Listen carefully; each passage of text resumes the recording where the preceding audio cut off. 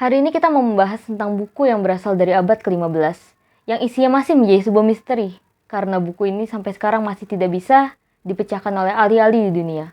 Buku ini dikenal juga dengan Voynich manuscript. Jadi kalau menurut lo, kenapa nggak bisa dipecahkan? Karena itu sama pakai simbol atau kayak dan kode-kode, kayak itu bukan simbol doang tapi itu juga bisa bahasa, bisa juga kayak sandi, bisa juga password, bisa kayak kayak zaman dulu kalau perang dunia tuh waktu zaman Jerman kalau nggak salah, mereka tuh beneran bikin kayak alat buat mecahin kode gitu loh. Dan ini ada orang juga berspekulasi bahwa ini ditulis dengan kayak gitu, makanya sampai sekarang tuh nggak ada yang bisa tahu artinya tuh apa. Anyway, let's get into it. Naskah Voynich adalah sebuah buku bergambar yang ditulis tangan dengan bahasa yang tidak dikenal, yang sekarang disebut dengan Voynich. Kertas vellum yang digunakan di dalam buku, menurut pengecekan karbon, bisa diduga berasal dari awal abad ke-15, dan diduga buku tersebut dibuat di Italia pada zaman Renaissance. Asal-usul, siapa yang menulis, dan juga maksud isi dan pembuatan manuskrip ini masih menjadi misteri. Ada beberapa dugaan tentang manuskrip ini, termasuk bahwa naskah ini ditulis dalam sandi rahasia untuk merahasiakan sesuatu. Tetapi ada juga dugaan lain, bahwa manuskrip misterius ini hanyalah sebuah prank dan isinya tidak berarti. Terhitung hingga hari ini, Voynich manuskrip memiliki sekitar 240 halaman. Tetapi ada bukti dan dugaan kuat bahwa ada beberapa halaman yang hilang. Beberapa halaman di Voynich manuskrip merupakan sebuah lembaran besar yang dapat dilipat dengan berbagai ukuran. Sebagian besar halaman memiliki ilustrasi atau diagram yang terlihat fantastis. Beberapa halaman memiliki warna kasar, dengan beberapa bagian di manuskrip memperlihatkan lukisan berbentuk orang, tanaman fiktif, simbol astrologi, dan lainnya. Teks Voynich ditulis dari kiri ke kanan. Naskah ini dinamai Voynich, yang diambil dari Wilfrid Voynich, seorang pedagang buku Polandia yang membeli naskah ini pada tahun 1912.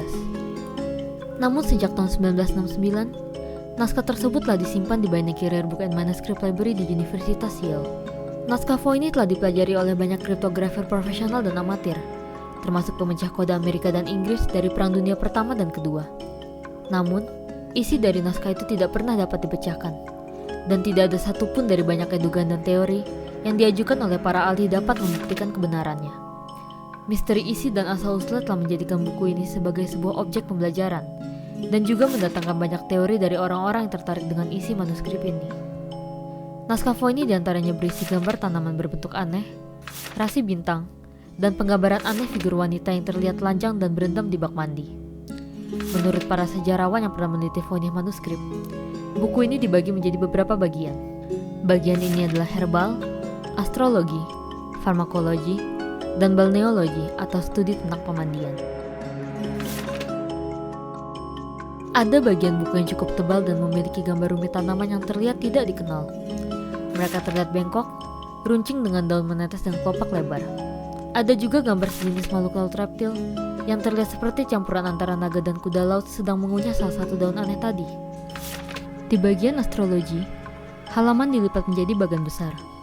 Terlihat ada gambar langit malam dengan konstelasi rumit yang terhubung dengan doodling wanita telanjang memegang bintang dan muncul dari tabung. Ini loh, kalau menurut gue tuh kayak gue sih pengen tahu gitu isinya tuh apa, karena kayak banyak banget gambar-gambar tuh yang sebenarnya nggak masuk akal, terus tapi kesannya kayaknya itu tuh bukan cerita tapi kayak ensiklopedia gitu loh. Ini lebih tuh apa kepada gitu kayak loh. Ensiklopedia sebenarnya kalau menurut gue. Iya kayak ensiklopedia, tapi kita nggak tahu kan, mungkin aja isinya tuh manuskripnya bukan ensiklopedia tapi juga kayak cerita fiktif, apa namanya, fiction gitu kan, cerita fiction atau segala macam, tapi kayak cerpen atau apa, tapi I don't know, kayak tiba-tiba dibagi menjadi berapa bagian, itu ada tentang astrologi, balneologi. Kesannya mereka tuh kayak pengen ngasih tahu buah edukasi baru gitu gak sih? Tapi I don't know, makanya menurut gue interesting sih like this manuscript. True. Ada yang mengatakan bagian astrologi adalah bagian buku yang paling bisa diterjemahkan. Ini menampilkan rasi bintang seperti Pisces, Taurus, dan Sagittarius. Tetapi gambaran ini pun sedikit tidak jelas. Bagian balneological sejauh ini adalah bagian yang paling aneh. Di bagian ini, ada banyak gambar wanita telanjang mengambang, berenang, tenggelam, dan beristirahat di sebuah jenis bathtub dalam berbagai bentuk. Salah satu di antaranya berbentuk kue, lubang di tanah, sungai, dan bathtub yang terlihat seperti bentuk sistem reproduksi wanita. Bagian terakhir dari buku ini adalah bagian farmakologi yang semuanya ditulis dalam bahasa Voynich. Voynich sendiri adalah bahasa penulisan yang digunakan di dalam buku, terutama banyak terlihat di bagian farmakologi buku. Voynich ditulis dari kiri ke kanan, dan meskipun tidak pernah secara resmi diuraikan, para sejarawan mengira meskipun terlihat random, pasti ada struktur penulisannya. Para peneliti telah menyimpulkan bahwa bahasa tersebut memiliki 20 hingga 25 alfabet, tetapi tidak ada yang bisa mengetahui bagaimana huruf-huruf itu bisa dibaca. Huruf yang ditulis secara satuan dan secara berkelompok muncul di dalam manuskrip tersebut dengan frekuensi yang cukup konsisten, sehingga diduga mereka membentuk kata atau sebuah kalimat. Tetapi bahasa yang digunakan di manuskrip tersebut memiliki sebuah pola aneh yang sampai sekarang belum bisa terpecahkan. Buku itu telah dicoba untuk diterjemahkan hingga berkali-kali, tetapi tidak ada yang pernah berhasil. Hingga seorang ahli Mesir kuno bernama Ritter Hartig mengklaim bahwa ia menemukan sesuatu. Menurutnya, Voynich sebenarnya berbasis dalam bahasa Ibrani. Ia menyimpulkan bahwa teksnya pasti dituliskan di Semitic language. Dan mengingat gambaran Eropa dalam ilustrasi buku, ia mempersempit dugaan bahwa bahasa yang digunakan condong lebih ke arah bahasa Arab, Aram, atau Ibrani, yang merupakan bahasa yang sering digunakan oleh para sarjana Eropa pada abad pertengahan. Setelah mengidentifikasi hubungan antara karakter Voynich tertentu ke bahasa Ibrani, ia berhasil menerjemahkan beberapa kata pertama dan kemudian kalimat penuh. Butuh waktu bertahun-tahun, kata Hartig, sebelum naskah lengkap diterjemahkan. Sayangnya, hasil terjemahan Hartig membuahkan banyak kalimat yang tidak masuk akal. Banyak pakar bahasa Ibrani juga menyatakan bahwa hasil penemuan Hartig tidak berdasar, dan mereka juga cukup yakin bahwa hasil penemuannya tidak berarti apa-apa. Selama beberapa dekade terakhir, setidaknya 60 dugaan terjemahan Voynich manuskrip telah diterbitkan. Tetapi, semua dugaan terjemahan sayangnya tidak pernah menghasilkan hasil yang berarti. Pada tahun 2019, David Cheshire, seorang asisten penelitian di Universitas Bristol di Inggris, mengira buku itu ditulis dalam bahasa yang hilang dimakan waktu. Ia menduga buku tersebut mungkin ditulis dengan bahasa pendahulu bahasa Inggris dan Spanyol modern. Sayangnya, teori ini juga lalu dibantah. Fakta aneh lainnya adalah isi buku itu tidak mungkin ditulis oleh satu orang. Beberapa teori mengatakan, dengan semua konten yang ada di dalam buku ini, jika dilakukan secara manual, pembuatan buku ini harusnya dapat memakan waktu sekitar 100 tahun. Jadi, bagaimana buku ini dituliskan pada abad ke-15? Teori pertama adalah bahwa buku tersebut ditulis oleh seseorang dan kemudian dilanjutkan turun-temurun sampai buku tersebut selesai. Teori kedua adalah ada beberapa orang mengerjakan buku tersebut secara bersamaan. Namun yang menjadi salah satu misteri terbesar sampai sekarang adalah jika demikian halnya, cara penulisan dan gambar yang ada di dalam buku tersebut terlalu identik dan seragam. Jika dilihat dari goresan dan cara penggambarannya, masih banyak orang berspekulasi bahwa ini dilakukan oleh satu orang yang sama. Tetapi rasanya tidak mungkin satu orang yang sama ini menuliskan dan menyelesaikan buku dalam 100 tahun lamanya. Maka dari itu, banyak orang ingin mengetahui setidaknya siapakah penulis Voynich manuskrip ini. Juga sih yang kayak menarik sebenarnya, karena kayak mulai ada juga dugaan bahwa itu tuh bukan tulis satu orang, tapi ada yang gambar satu orang, ini satu orang. Jadi kayak kerja kelompok. Tapi masalahnya yang jadi masalah adalah tulisannya tuh goresan tulisannya sama persis, terus gambarnya stylenya sama persis. Kalau misalnya mereka kerja kelompok pun, masa iya sih 3 orang ini selama 100 tahun kurang lebih buat buku dan nulis ini yang sama. Tapi kan 100 tahun kan kalau misalnya dia melakukannya sendiri-sendiri. Kalau misalnya ada 3 orang gitu, berarti kan bisa lebih pendek waktunya. Tapi tetep aja kayak nih orang yang gambar butuh waktu kurang lebih, mereka buat finishing itu 100 tahun, misalnya mereka cuma 3 orang itu doang. Kayak impossible aja.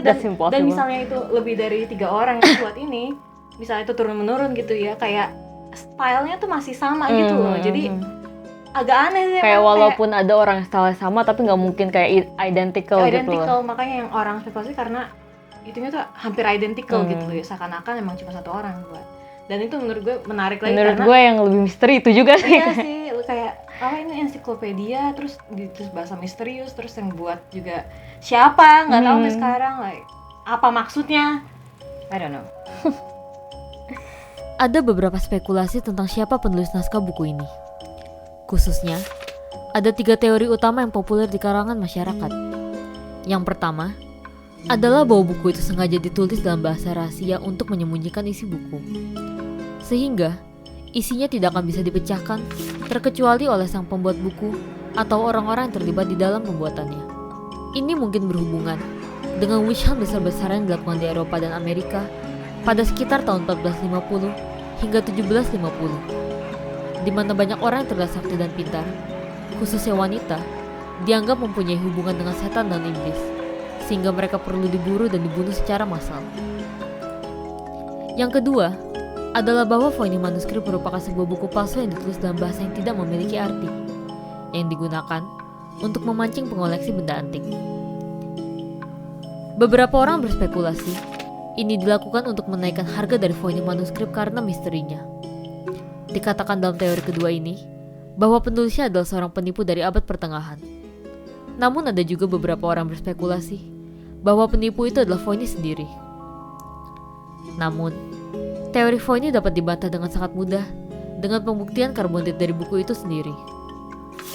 Karena sekali lagi, Voynich baru memiliki buku tersebut di tahun 1912 dan menurut penelitian karbon date, dibuktikan bahwa buku tersebut berasal dari abad ke-15. Tapi sebenarnya jujur aja lucu sih kalau sebenarnya ini itu ternyata kayak prank gitu ya. Kayak lo misalnya lagi main sama temen lo terus kayak kita bikin bahasa sendiri Iya, terus bahasa kita tulis di buku. Terus kayak udah nggak salah Iya, ya, kita nggak penting salah ya. banyak. Terus sama mereka udah sebenarnya buku itu nggak penting gitu ditinggal gitu ya kan. Ditinggal. Terus ada orang yang nemuin, wah ini kok Nggak, gue misterius. mikirnya kayak jangan-jangan nanti orang kayak 1000 tahun dari sekarang ngeliat meme kita kayak gitu lagi aja.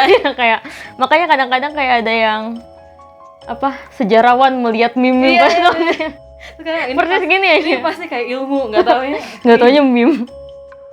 Teori ketiga adalah bahwa naskah itu ditulis dalam bahasa yang sebenarnya ada, tetapi ditulis dalam bahasa penulisan yang tidak diketahui. Mungkin cendekiawan abad pertengahan mencoba membuat alfabet untuk bahasa yang diucapkan secara verbal, namun belum ada metode penulisan untuk bahasa tersebut. Apapun itu, naskah Voynich telah banyak diteliti, Belum bisa dipecahkan dan masih menjadi misteri hingga sekarang. Kalau menurut gue sebenarnya teori pertama dan teori kedua digabungin tuh agak bener, dimana dibilangnya ini bahasa yang mereka buat-buat dan ini tuh juga palsu gitu loh. Menurut gue itu teori yang paling bener Nah, gitu. kalau menurut gue lucu aja sih kalau akhirnya beneran prank gitu gue. Tapi nggak I'll tahu. give it to them kok. I'll give it to them kayak niat banget, Niat kayak 100 banget. tahun. Terus ya udahlah nggak salah ya. Ya, kayak Tapi kalau kalian tertarik gitu terus ngeliat gambar-gambarnya itu kayak menarik sih. Dan menarik. menurut gue ada fiction juga. Dibanding kayak misteri, gue lebih ngeliatnya ini kayak buku yang artsy gitu loh. Bukunya tuh isinya artsy banget menurut gue. I mean like it is artsy. Terus mungkin aja kayak fiction. Ya mungkin kayak, lo tau gak sih kayak kumpulan buku cerpen-cerpen gitu kayak Bobo. Siapa tahu kan siapa tahu kayak kayak Bobo. hari ini temanya astrologi. Kan kayak di Bobo kan juga ada kan kayak segmen-segmen kan. ini majalah anak-anak. Jangan-jangan majalah anak-anak pada zaman itu. But, you know what, honestly, Iya. moga-moga dipecahkan tuh saat lagi because like I Kalau would misalnya lo tertarik, coba aja cari Voynich manuskrip. Siapa tahu tahu lo lagi bisa. Iya, benar. Love you guys next time. Bye. Bye.